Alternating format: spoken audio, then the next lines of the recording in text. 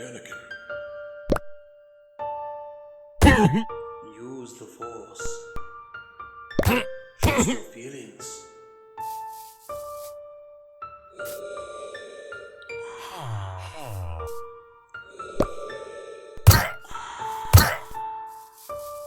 Hey, what's up everybody? Browncoat67 coming at you today with the powers of Anakin Skywalker.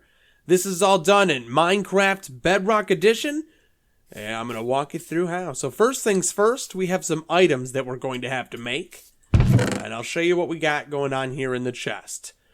So we are going to need to grab an iron nugget. You're going to need to grab a gassed tear, a gold nugget. You're going to want to grab a leather tunic, leather pants, and leather boots, and a diamond sword. Okay, plus the enchantment books for Unbreaking 3, Sharpness 5, and Fire Aspects 2. So these are going to be the items that we're going to make, and they are very necessary for our build. So once you get those items, you're going to come over here to the anvil, and you're going to place the item in. So like, for example, I've got this spawn villager egg. I can go ahead and change the name of this to spawn derp egg. And now it is now a derp egg spawner instead of a villager spawner. So let's go spawn a derp. The item is basically still functional in every way, shape, or form, but now, oh wait, the villagers are now called spawn derp egg. That's hilarious. So you're going to take that iron ingot, the iron nugget that you got, and you're going to name it Push. The gassed tier, you're going to want to name it Pull. The gold nugget is going to be called Crush. These are each going to signify a power that we're going to give you with command blocks. So Push is going to represent your force push ability. Pull is your force pull ability.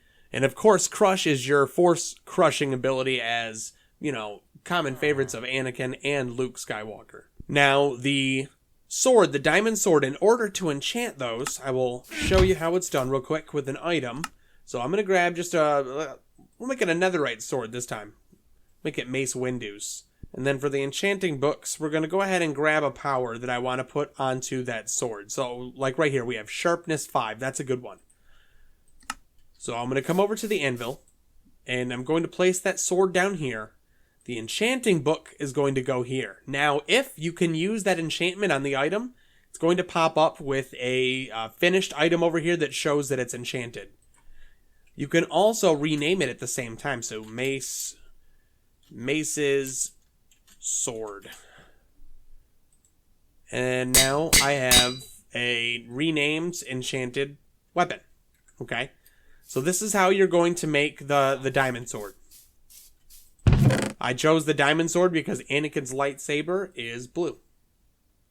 But it won't matter, trust me. You're basically going to one-hit kill anything with this when we're done. Alright, so once you get those items made, I always recommend keeping a chest to store them in, but for now, you're going to need to keep the push, the pull, and the crush items on you. And then we're going to save them into structure blocks. Before we go any further, please click that like button. It helps me reach more viewers and teach them how to have fun in Minecraft as well. And if you like what I'm doing, you might as well subscribe because I'm doing awesome stuff like this all the freaking time. Alright, so when you put a structure block down, you're going to want to make sure it's in save mode. I want you to change the X, Y, and Z size to 1. And then shift the Y offset from -1 to +1.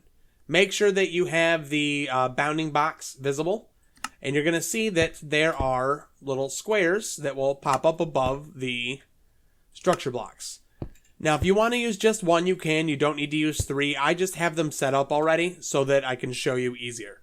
So what I'm going to do is you're going to take your push item that you have. And you're going to drop it down into that square. Okay? And then you're going to go into your structure block. And you're going to see that it's floating in that block. Make sure that your entities are included. And then you're going to save it as push. Alright? Capital P-U-S-H. Push. And then you're going to click save. Then you're going to go back and you're going to pick it up. So now I'm going to take that gas tier named pull. And I'm going to put it down into this one here. And then this one, same thing. Make sure you have it set up the same way. We're going to save this one as pull. Go ahead and pick that back up. And then we're going to grab the last one here, which is crush.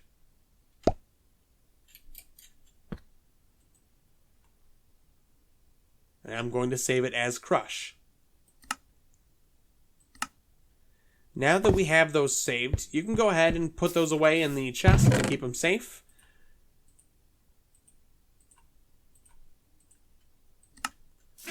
And I'm going to begin going through the command blocks.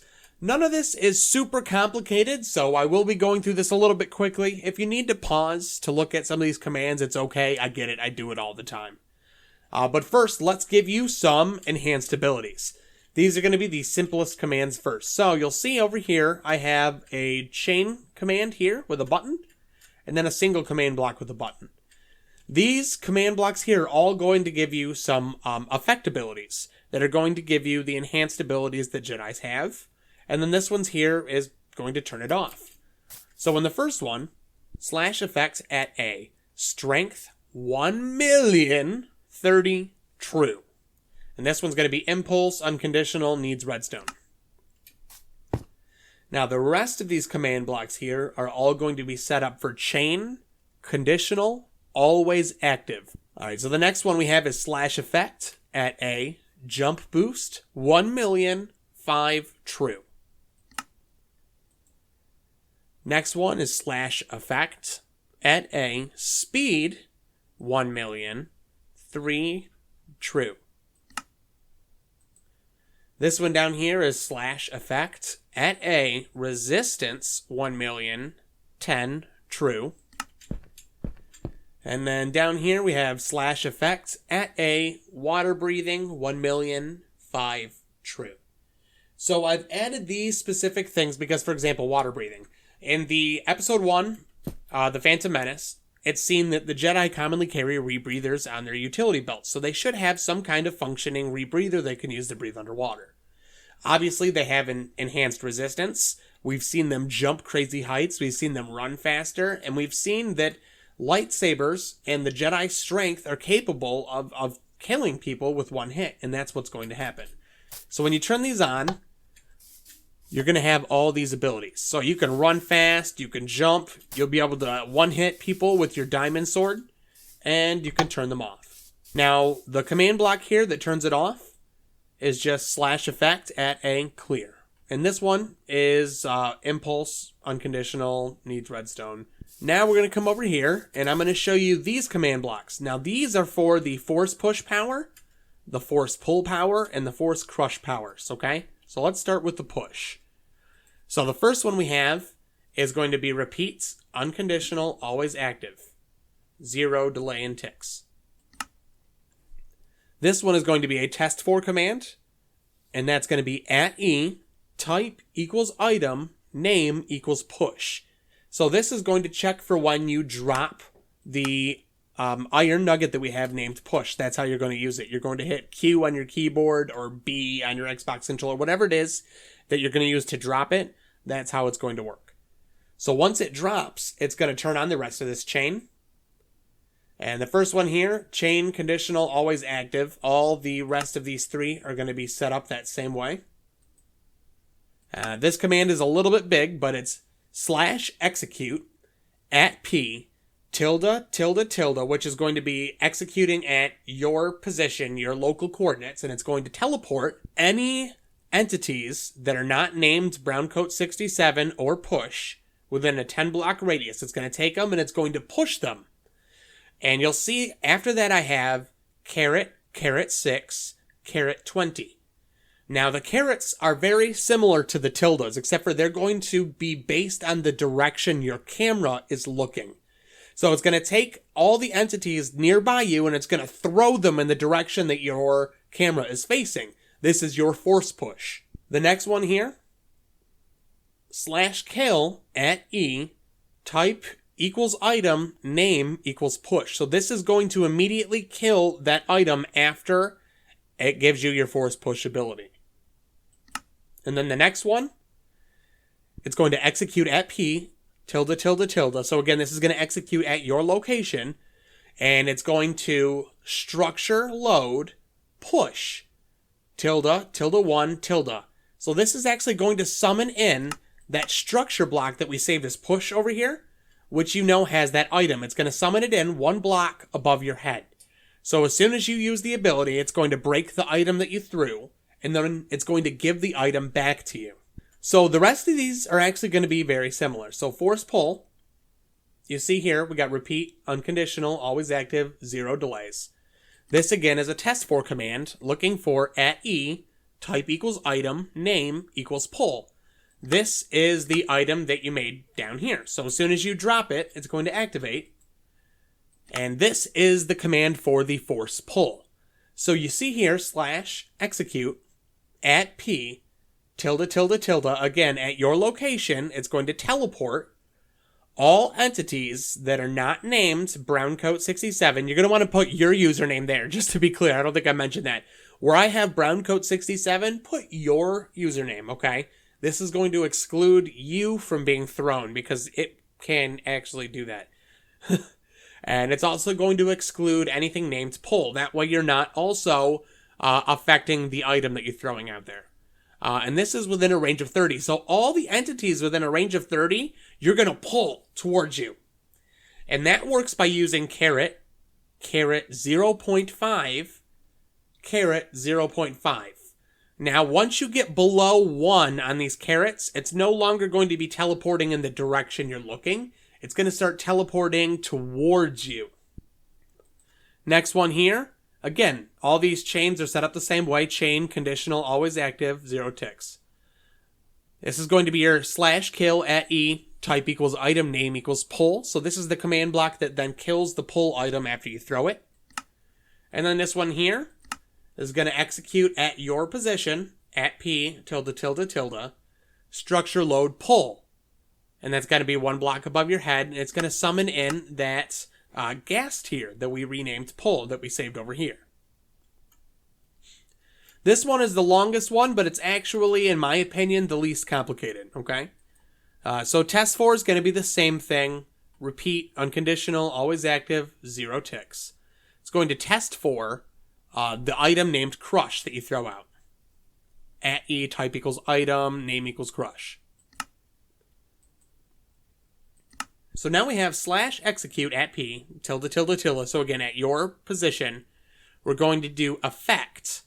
Okay, it's an effect command for all entities not named browncoat67. So again, make sure that's your username. It's going to give them levitation for 2 seconds for a value of 1, and it's going to be true, so no particles. So it's going to pick them up for 2 seconds up off the ground. The next one here is a chain. You'll see that these ones here are all chains, and they're all set up chain, conditional, always active, okay?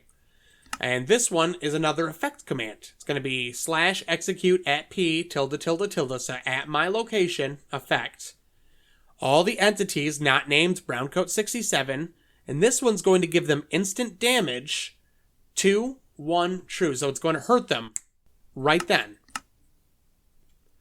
Then you'll see here we're going to, again, chain, conditional, always active. We're going to kill the entity with the type as item, name is crush.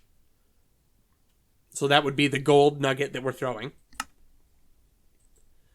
It's going to execute at your location again, using the execute @P tilde tilde tilde, structure load crush, tilde tilde 1 tilde.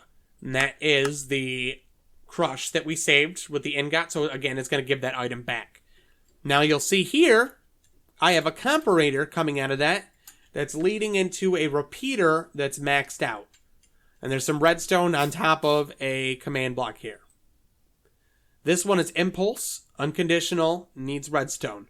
And this one is another instant damage effect. So we're going to do /execute @P tilde tilde tilde, affects all entities not named browncoat67, and you're going to use your username there. Instant damage to 2, true. So this means that while they're getting picked up in the air, they're going to get damaged twice. The first time with instant damage 1, the second time with instant damage 2. Which means in total, I believe it's going to be doing like 18 or 20 damage or something like that, which is pretty much fatal for players and things that have similar hearts to a player. All right, we do have a couple commands that I want you to run to make things a little bit cleaner for you. So the first one, you're going to do ticking area. You're going to add. Then you're going to do circle, followed by your local coordinates, and 2. And then we're just going to name it command. And what this is going to do is it's going to keep the area around you loaded so that these command blocks still function if you get a little bit further out. Then we're also going to want to do game rule. Command block output false. With that command on, you won't get nearly as many of those commands popping up on your screen. It's going to be a lot easier for you to see what you're doing. So let me put these all on and show you, now that you understand exactly what's going on, what this looks like. So I am now Anakin Skywalker. I'm going to summon this guy, and he's incredibly derpy. So the lightsaber, with your abilities turned on, is pretty much a one-hit kill for a lot of things, okay? If I use the force push, it throws him. I'll see how I was looking down. It threw him down into the ground. You can avoid that by looking more straight at their face. I wanted to give you that example, though. But like if I were to throw it like this, you see, now he doesn't go down into the ground. But if I were to look up, he's going to go up a little higher. Now, if I want him to get over here so I can hit him with my sword, I can just pull him over and hit him with my sword. Now, the Force Crush is a fun one. When I use this, it picks him up and it damages him. See, that time, for some reason, it didn't do the second one.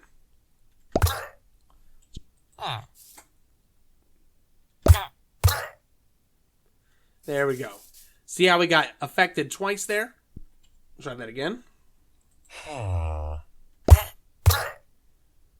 And if it doesn't kill them, there's actually something really fun. So let me summon a Ravager. Now, Ravagers, as a lot of you know, they have a lot of health. So if I use this, it's not going to hurt him. But I can just keep crushing him if I want to, and then I can let him take some fall damage. But while he's in the air, you can continue using Crush to squeeze harder and harder and inflict more damage. Alright everybody, if you like my Anakin Skywalker Jedi Force Power build, please let me know.